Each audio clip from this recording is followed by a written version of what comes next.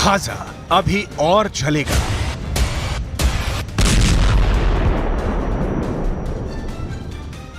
Israel अभी और हमले करेगा। फिलिस्तीनियों की मौतों का सिलसिला अभी लंबा चलेगा। युद्ध को जारी रखने का फैसला इजरायल का नहीं है। हमास तो चाहता है जल्दी से जल्दी युद्ध विराम। किसने किया इजरायल युद्ध को लंबा खींचने का ऐलान?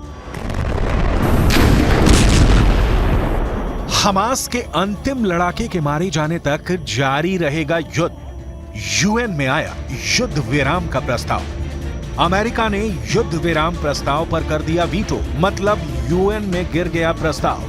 The United States strongly supports a durable peace in which both Israelis and Palestinians can live in peace and security. We do not support calls for an immediate ceasefire.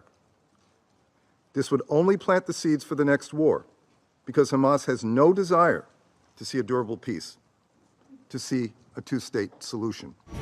Gaza में जारी रहेगा रक्तपात। फिर सामने आया अमेरिका का double standard. Target Hamas के बहाने Iran को ठिकाने लगा। Birleşmiş Milletler'in bu aciz ve işlevsiz yapısının da tüm dünyada sorgulanacağına inanıyoruz. Bakın çok açık söylüyorum. Gazze'den sonra hiçbir şey eski tas eski hamam devam edemez. Washington DC से Israel की राजधानी तेल अवीव तक 8 अक्टूबर से लेकर अब तक कितने विमानों ने उड़ान भरे हैं, कोई गिनती नहीं है। कितने असलहे अमेरिका ने इजरायल को सप्लाई किए हैं, किसी भी एजेंसी के पास इसका कोई जवाब नहीं है। ये हथियार, ये एयरक्राफ्ट कैरियर, ये लड़ाकू विमान इजरायल ने हमास के अंत के लिए ही इजरायल को भेजा है। लिहाजा यूएन में जब इजरायल युद्ध के युद्ध विराम का प्रस्ताव टेबल हुआ तो अमेरिका ने वीटो कर दिया, क्योंकि अमेरिका चाहता है कि युद्ध लंबा खींचे।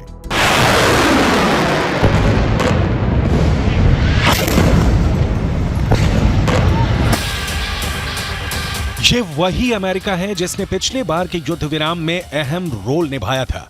लेकिन अब जो बाइडेन को गाजा में शांति नहीं, खून का बहना पसंद है। अमेरिका ने ऐसा क्यों किया, इसकी डिटेल आपको आगे दिखाएंगे। पहले युद्ध विराम प्रस्ताव की डिटेल देख लीजिए।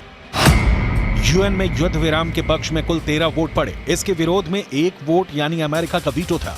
यूके ने वोटिंग से खुद को अलग रखा था।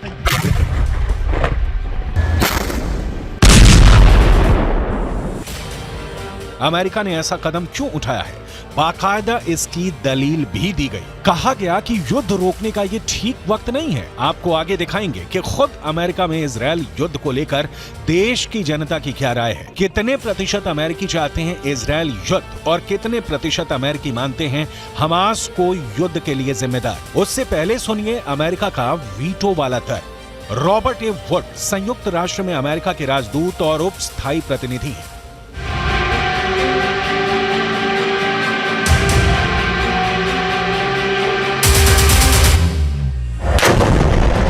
The United States strongly supports a durable peace in which both Israelis and Palestinians can live in peace and security. We do not support calls for an immediate ceasefire. This would only plant the seeds for the next war because Hamas has no desire to see a durable peace, to see a two-state solution. बिल्कुल loud and clear है कि America Hamas के अंत तक युद्ध वाले Netanyahu के बयान के साथ अपनी सहमति जता रहा है। इजरायल के खिलाफ हमास को अमेरिका सदा के लिए समाप्त कर देना चाहता है ताकि ईरान से ठीक से निपटा जा सके।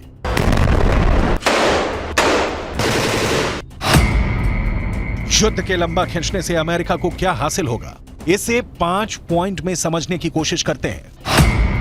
पहला, इजरायल की इच्छा है कि वो हमास के आखिरी आतंकी के मारे जाने तक युद्ध जारी रहे। अमेरिका दोस्ती निभा रहा। दूसरा, अमेरिका हमास के खात्मे के साथ खाड़ी में मैसेज देना चाहता है कि इजरायल या उसके खिलाफ हमलावर का अंत ऐसे ही होगा। तीसरा, युद्ध लंबा खींचेगा तो यमन के हूथी और लेबनान के हिजबुल्लाह के खिलाफ भी अमेरिका को एक्शन लेने का मौका मिलेगा। चौथा, अमेरिका को ईरान को निपटाना है और युद्ध जारी रहने की सूरत में ऐसे मौके जरूर आ सकते हैं। पांचवां, अमेरिका चीन और रूस को बताना चाहता है कि खाड़ी में अब भी उसका परचम सबसे ऊपर है।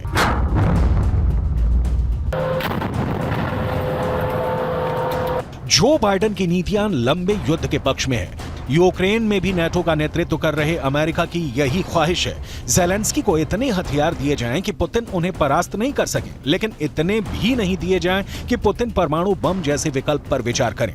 मतलब युद्ध चलता रहे और अमेरिका का हित पलता रहे। लेकिन यहां समस्या यह है कि हमास यूक्रेन की तरह ना ही बड़ा है, ना वैसा हथियार संपन्न है, ना ही उसके पास इतने लड़ाके हैं। हालांकि अमेरिका ने इसका भी उपाय सोच रखा होगा। यहां तक कि अमेरिका ने युद्ध के बाद गाजा के साथ क्या किया जाए इसका प्लान भी बना रखा है।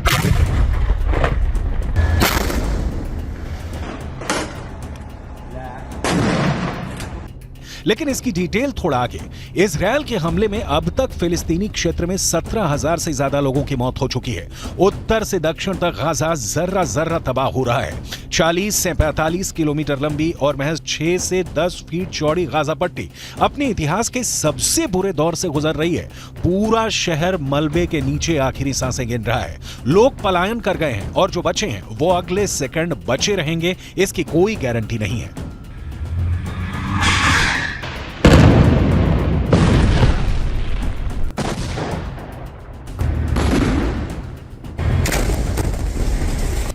तबाही की तस्वीरें देखकर अंदाजा लगाना मुश्किल नहीं कि इजरायल युद्ध चाहे जितना लंबा खींचे, यूक्रेन युद्ध की तरह वर्ष का दरिया नहीं पार कर सकता। ईरान के युद्ध मैदान में उतरने से इनकार करने, सऊदी अरब का ईरान को हथियार सप्लाई नहीं करने के लिए कहना और हमास के लड़ाकों के इस वक्त हालात बता रहे हैं कि बहुत जल्द गाजा इजरायल के कब्जे में होगा। लेकिन तब इजरायल गाजा में कैसा बर्ताव करेगा, ये जान लेते हैं। उसके बाद बताएंगे कि युद्ध के बाद क्या है अमेरिका का गाजा के लिए सबसे लेटेस्ट प्लान।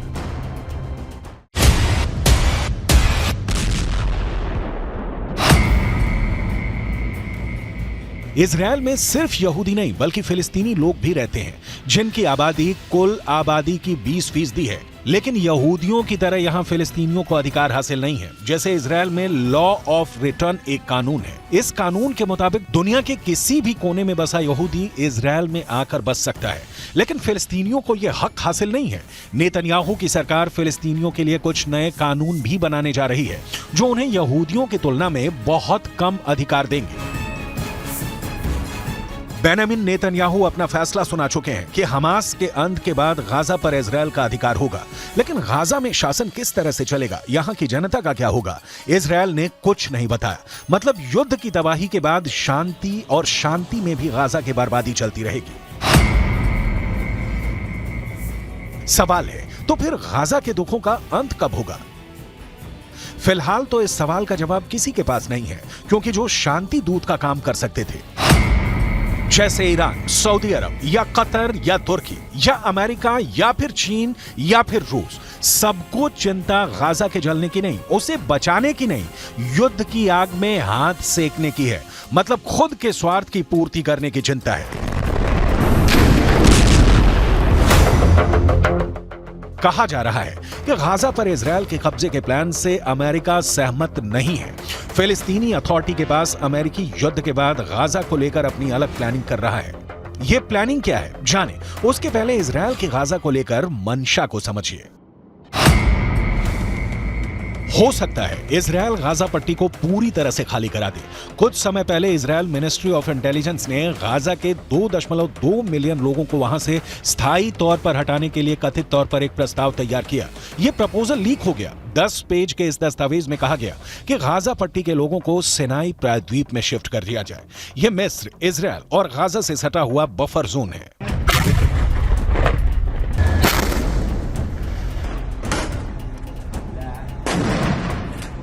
गाजा पर कंट्रोल के बाद इजरायल को जो करना है करेगा, क्योंकि तब उसका राज होगा।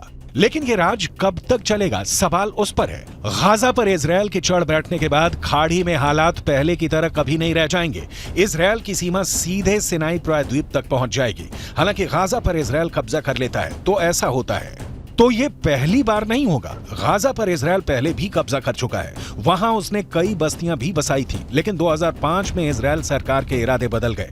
इजरायल ने गाजा छोड़ने का फैसला किया। इजरायल के गाजा से निकले 2 साल भी नहीं बीते थे कि वहां फतह और हमास के बीच संघर्ष छिड़ गया। 2007 में हमास ने गाजा पर अपना नियंत्रण कर लिया। तब से लेकर अब तक गाजा से हमास और इजरायल के बीच कभी छिटपुट, कभी ज्यादा और अब युद्ध जारी है, जिस युद्ध की नींव 2005 में ही पड़ चुकी थी।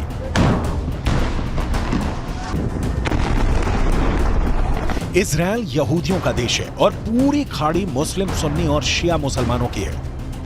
इजरायल से दुश्मनी मुस्लिम देशों के मूल में है। ईरान जैसे देश तो इजरायल के अस्तित्व को ही सिरे से नकार देते हैं। अरब देश मानते हैं कि मुस्लिम देशों की जमीन पर इजरायल को बने रहने का कोई हक नहीं। असली दिक्कत यही है और गाजा पर इजरायल के कब्जे के बावजूद ये समस्या खत्म होने वाली नहीं है, क्योंकि इस समस्या से ईरान को फायदा है, इजरायल को तंग करता रहेगा। अमेरिका को फायदा है, खाड़ी में वर्चस्व बना रहेगा। चीन और रूस को फायदा है, पूंछ बनी रहेगी। इस बीच गाजा जल रहा है और चलता रहेगा।